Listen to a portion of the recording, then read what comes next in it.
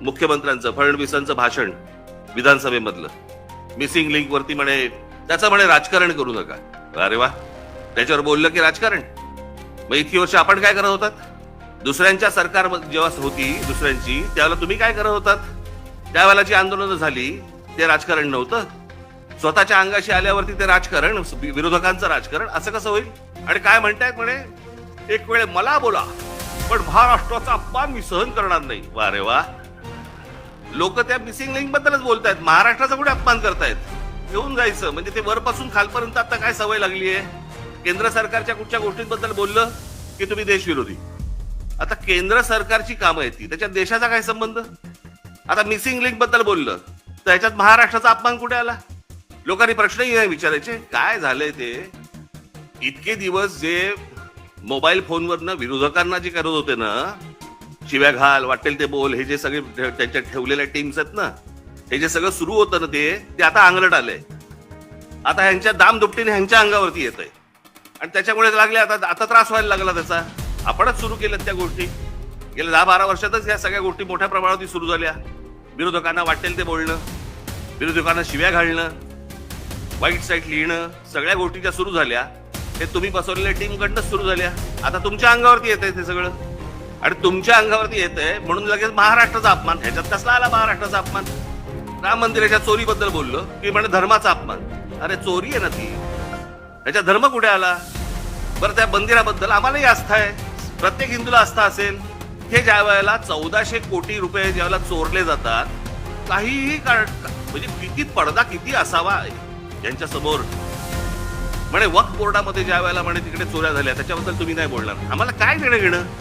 राम मंदिरामध्ये लोकांनी जे दानपेटीमध्ये टाकलं, जे श्रद्धेने त्या मंदिरासाठी दिलं, त्याची जर समजा चोरी होत असेल त्याच्याबद्दल बोलणार नाही, बोलायचं नाही. तेव्हा वारे बाप वाटेल ते बोलायचे, वाटेल ते सगळी आंदोलनं करायची, पैसे खाल्ले, हे केलं ते केलं, तेव्हा राजकारण नाही. आता मुंबई तुंबली नाही, नैसर्गिक आहे. ती कोणती बाई, ती गाणी म्हणायची, तुला मुंबईवर भरोसा नाही काय, कुठे गेली ती आता? आता दुसरे ज्यावेळेला बोलायला लागले त्यावेळेला त्रास व्हायला लागला. आता मला दुसरं कळलं नाही, मला मुख्यमंत्र्यांचं विधानसभेतलं भाषण की ह्या मिसिंग लिंक प्रकरण हे उत्तम दर्जाचं ते काय कन्स्ट्रक्शन आहे वगैरे वगैरे सगळं झालं, आणि ह्याचं जर समजा कोणी राजकारण करत असेल आम्ही बघून घेऊ त्याला. मुख्यमंत्री आहेस ना तू, बघून घेऊ. बरं, झालं ते झालं. पुढे वाक्य संपल्या हिंदीतून सुरू झाले. मिसिंग लिंक के बारे में अगर कोई राजनीति करे, कोणासाठी हिंदी बोललात? समोरचे आमदार मराठी, महाराष्ट्राची विधानसभा, महाराष्ट्राच्या विधानसभेमध्ये आमचा मुख्यमंत्री, महाराष्ट्राचा मुख्यमंत्री हिंदीत बोलतो. कशासाठी? कोणाला सांगायचं होतं? कदाचित आपल्याच पक्षातल्या वरच्या लोकांना सांगायचं असेल, बघून घेईन.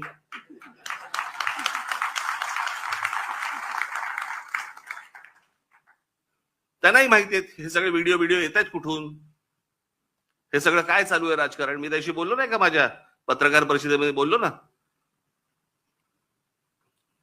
जी काय घमासान सुरू आहे ना आता तिकडे पक्षामध्ये, फक्त बघत राहा, पाहत राहा. मुंबई महाराष्ट्राचा, ठाण्याचा काय विचका झालाय, पुण्याचा, सगळ्यांचा शहरांचा विचका झालेला आहे, ज्याला हे विकास म्हणतायत.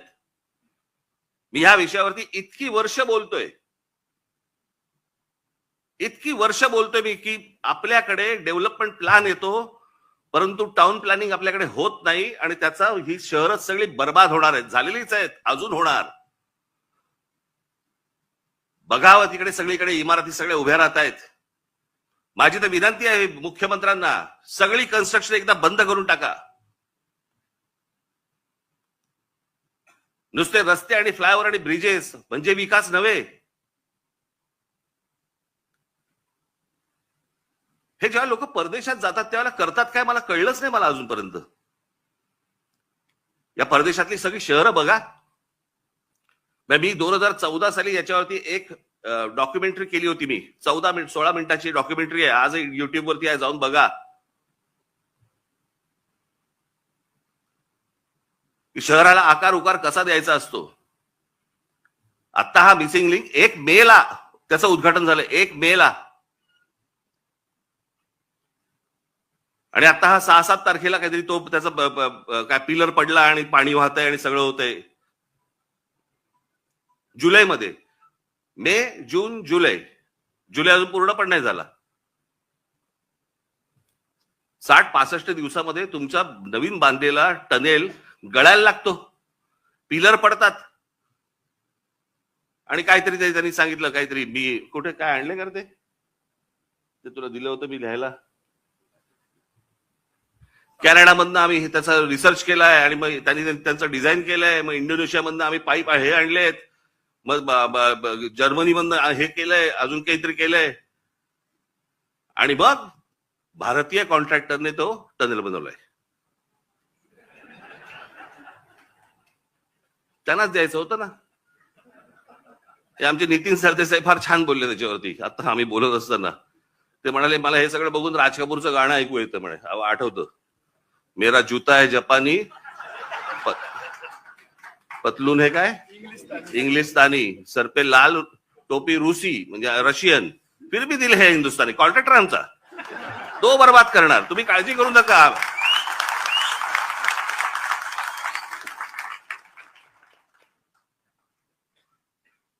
मध्यंतरी कंत्राटदारांचे व्हिडिओ आले होते. कंत्राटदार सांगतायत आपल्या महाराष्ट्रामधली मराठी मुलं मुली जे नव्याने कंत्राटदार झाले त्यांना किती म्हणे, तर जे कंत्राट मिळतं त्यातलं जवळपास 56% पैसे द्यावे लागतात म्हणे, वाटावे लागतात, चारावे लागतात.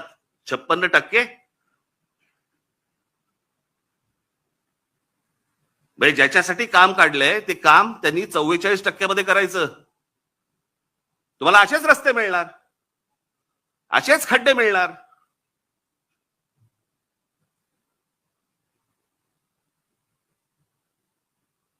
हे आपल्या कंत्राटदारांचं कामच नाही ते. मी त्या मगाशी बोललो ना, मी त्या डॉक्युमेंटरीमध्ये मी म्हटलंय, त्याच्यात दिलंय, छत्रपती शिवाजी टर्मिनस आपलं अगोदरचं VT स्टेशन 1800 सालात बांधलंय. 1800 सालात. त्याला मुंबईची लोकसंख्या पण तेवढी नव्हती. 1800 सालात बांधलेलं रेल्वे स्टेशन आज लोकांना पुरतंय. इतकी लोकसंख्या वाढल्यानंतर पण ह्याला म्हणतात विजन. याला म्हणतात हे काय होऊ शकतं, हे किती लोकांना पुरू शकतं. आज किती रेल्वे तिकडनं जातात, किती माणसं तिकडे येतात, किती माणसं उतरतात, किती माणसं चढतात. हे 1800 सालात बांधलंय.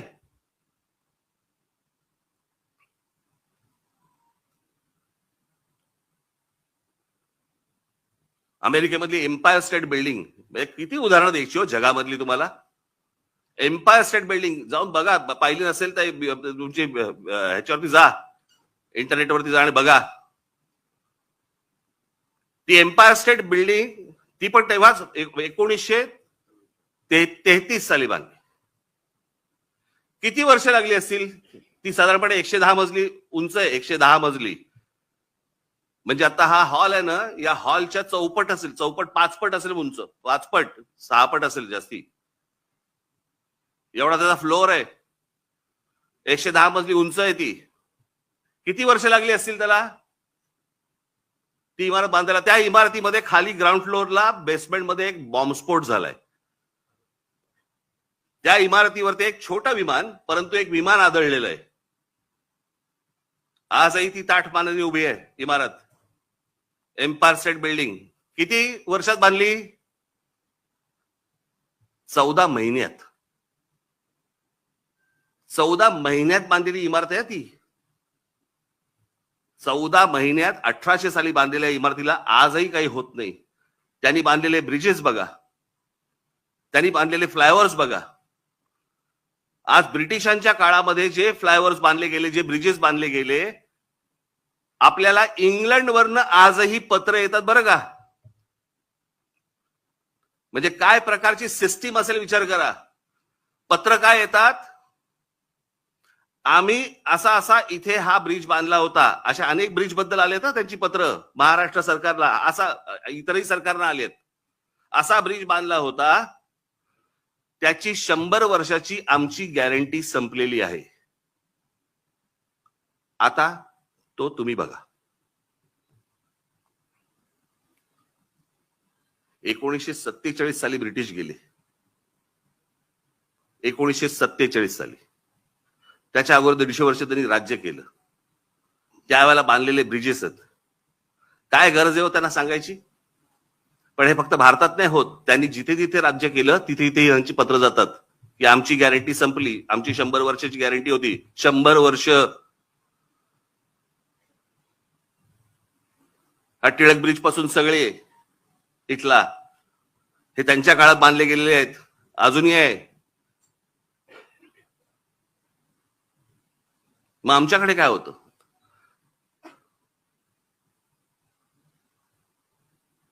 आमच्या रस्त्याला का खड्डे पडतात? बरं, ज्यांनी रस्ते बांधायचे आहेत ते आमचे नितीन गडकरी, ट्रान्सपोर्ट मिनिस्टर. म्हणजे पेट्रोलमध्ये इथेनॉल घातलं पाहिजे आणि मग ती गाडी कशी चालेल? आणि अरे पेट्रोलियम मंत्री बोलेल ना त्याच्यावरती. पेट्रोलियम मंत्री ब्र काढत नाही त्याच्याबद्दल, इथेनॉल बद्दल आणि पेट्रोल बद्दल. ट्रान्सपोर्ट मिनिस्टर ते ह्याच्यावरती प्रवचन देत आहेत. काय बोलायचं? मग कोणाचं काम कोण करतंय, काय चाललंय देशामध्ये, काही थांगपत्ताच नाही. आणि सगळे निगरगट्ट झालेले आहेत. परवा दिवशी मी एका पत्रकाराला बोललो, म्हटलं चायला म्हटलं असं झालेलं आहे, म्हटलं सरकारला परसाकडे साफ होते, आपणच कुंथत बसलोय. आपल्यालाच त्या सगळ्या गोष्टींचं वाईट वाटतं. हे काय चाललंय? झाडाच्या झाडं काढली जात आहेत, जंगलाच्या जंगलं उद्ध्वस्त होत आहेत. लोकांना राग येत नाही. लोक राग व्यक्त करत नाहीत. व्यक्त करायचं साधन मिळालंय मोबाईल फोन, त्याच्यावरती काहीतरी टाकलं, माझा राग व्यक्त झाला. तो राग मतदानामध्ये पण दिसत नाही. नेमकं हवंय काय आपल्याला? आपण नेमकं पुढच्या पिढ्यांसाठी आपण काय घडवून ठेवणार आहोत, काय करून ठेवणार आहोत? मला कोणाची सत्ता आहे कोणाची सत्ता नाही, मला ह्याच्याशी कर्तव्य नाहीये. आज भारतीय जनता पक्षाची सरकार आहे, चांगलं काम करावं. वाईट केलं बोलणार आम्ही, परंतु सगळेजण मस्तीत आहेत. त्यांच्या देशीचा एक आमदार, त्याला विचारलं काय चाललंय, म्हणे काल म्हणे झाड पडलं ना ते, त्याच्यात एक माणूस गेला, ते त्याच्यावरती चर्चा झाली. आज तो ते गटारातला जो मुलगा पडला त्याच्यावरती चर्चा झाली आणि हसतायत. भावना शून्य. आणि भावना शून्य एवढ्यासाठीच कारण तुम्हाला किंमत नाही. आमच्याकडे काय चालू आहे? आमच्याकडे शहरं कशी वाढतायत, शहरं कशी मोठी होत आहेत, आमच्या पुढच्या पिढ्यांसाठी आम्ही काय करून ठेवतोय, कसली चिंता नाही, कसलं काही नाही, विचार नाही. खासदार फोडता येतोय का? आमदार फोडता येतोय का? नगरसेवक फोडता येतोय का? आमची सत्ता टिकतेय का? याच्यावरती फक्त आमच्याकडे महाराष्ट्रात चर्चा सुरू आहे.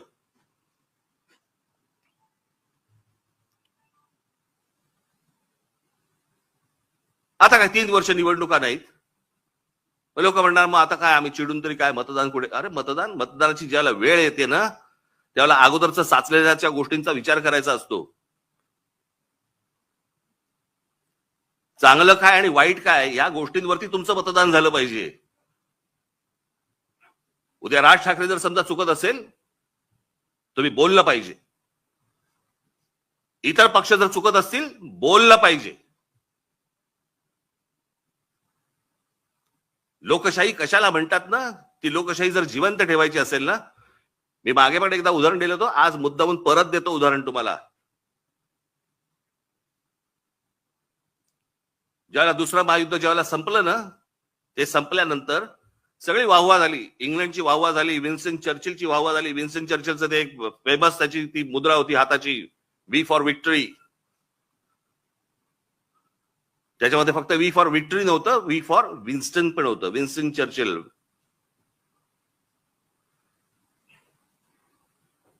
पण वी फॉर विक्टरी हा खास संदेश होता त्याच्यात. आणि जगामध्ये प्रचंड की विन्स्टन चर्चिलने या सगळ्या गोष्टी केल्या.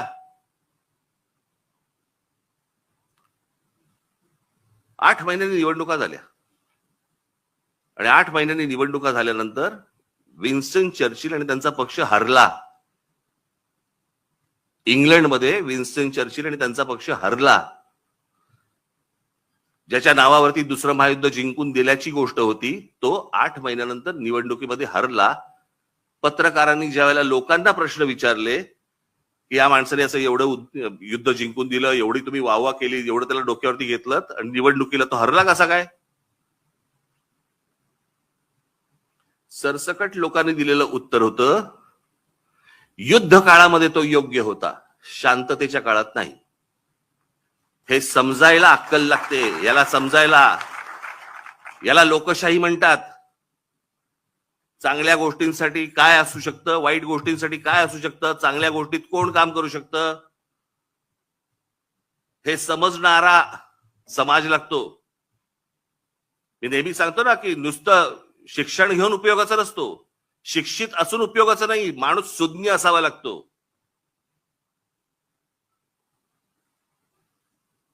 आमच्या बहिणाबाई चौधरी शिकलेल्या नव्हत्या, पण त्या ज्या बोलून गेल्या, आधी हाताला चटके तेव्हा मिळते भाकर, ह्या बोलून गेल्या ना, त्याला सुज्ञ लागतो माणूस, सुज्ञ.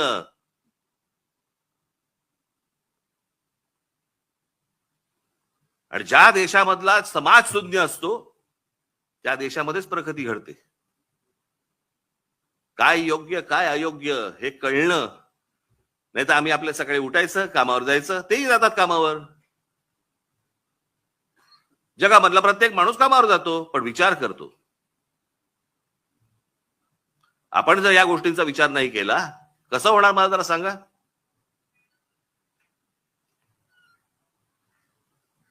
आज खरं तर मुख्यमंत्र्यांनी ही गोष्ट सांगायला पाहिजे होती की बाबा मी त्याच्यामध्ये लक्ष घालतो आणि ज्यांनी चुका केल्या असतील त्यांच्यावरती मी इन्क्वायरी लावतो.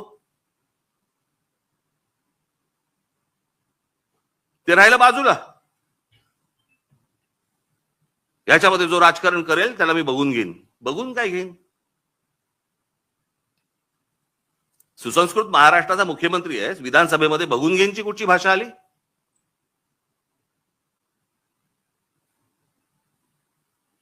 पण हे सगळं सुरू होतं. खासदार सांगतो, एक खासदार सांगतो मी बॉम्ब टाकीन, माझ्या नावावरती 5 मर्डर आहेत. हे आपल्या राज्यात होऊ शकतं आणि त्यांना हात लागत नाही कोणाचा, कारण सत्तेत गेलेत. हे बोलायची हिंमत कशी होते? कारण अंकुशच नाही कोणाचा, कोणाचाही अंकुश नाही. कुठे कुठचं काम चाललंय, तिकडे आता कुंभमेळ्याची कामं सुरू आहेत, तिथे पण सगळं गोंधळ आहे.